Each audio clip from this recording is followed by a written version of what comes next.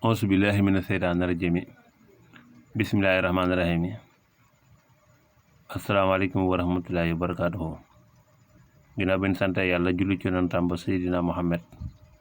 sallallahu alayhi wa sallam fu waay mën a nekk ñoo ngi lay ziar di leen ñaanal jàmm gudd fan wér-gu-yaram xéewal gu yaatu defaru àdduna ak alaxira rawatina yéen ñi abonné ci Daaru Salaam Chifaou ñoo ngi leen di ziar baax. tey nag dañ leen indi loo xam ne ku ne ci dana doolu nit ki daal wërsëg ci ni ma ko waxee mu gàtt dana ubbee bunti wërsëg suñu borom dana la jox ay xéewal waaye nag ñaan buñ la ko waxee da nga koy saxal ca bis bu nekk yaa xam benn ñaan buy jël rek yaa xam da ngay jël benn turu yàlla rek nga saxal ko waaye gum ci mën doon da nga koy saxal boo ci bëggee gis njëriñ waaye def ñaari yéen wala weer bàyyi kooku tax nga gis dara ñaan da nga koy saxal kon da ngay def fatiha benn yoon nii nii da ngay def fatiha benn yoon def salaatu ala nabi benn yoon nga def lii yaa rasaqu ursuqni 108 nga koy def téeméer ak juróom-ñett ba pare nga teg ca allahuma albisni libaasa taqwa wala afiya warsuqni min xaysu la ahtasibu lii ko saxal ginnaaw julli suba gu nekk ci kàttan suñu borom tabaaraka wa taala suñu borom dana doole ay xéewal te da nga dem tey bu tutoo surtout nag ñi nga xam ne dañuy am jafe-jafe dépasse wala dañuy am seen dañuy am jafe-jafe pour am daal dañuy nangu liggéey mais seen am daal demoon noonu daal surtout ku saxal lii suñ borom dana la xéewal bu yaatu ba pare tamit daan la solal mbuum ragal yàlla ak jàmm ba pare tamit dana la wërsëg boo xam ne foogu ko woon sax ne da nga ko am ndax suñ borom nag léeg-léeg mu wërsëgal jàmm bi wërsëg boo xam ne foog ko woon sax wala fa mu ñëwee du ko foog ñaan gi nag boo ko taxaw looloo lay jox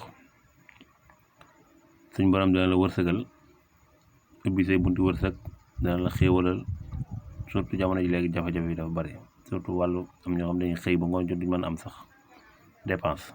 waaye li ko saxal la ci kanam suñ borom dana doolu ay xéewal baax a baax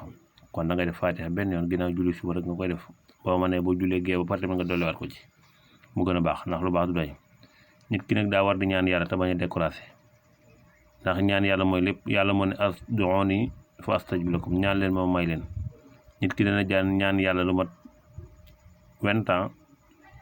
lam doon ñaan yàlla mu dooru ñëw kon da ngay sax ci ñaan yàlla rek ndax yàlla moo la wax nga sax ci ñaan ko boo ko saxee ci ñaan ko ba nga xam ne jàmm bi nag yokkatut ragalut te xaddiwut mu ñëw ngir ma dem waaye yàlla moom bëggul ko koy nax def weer wala 15 jours rek daal dina gis ma dem ci gis dem si yoon déedéet da nga ci sax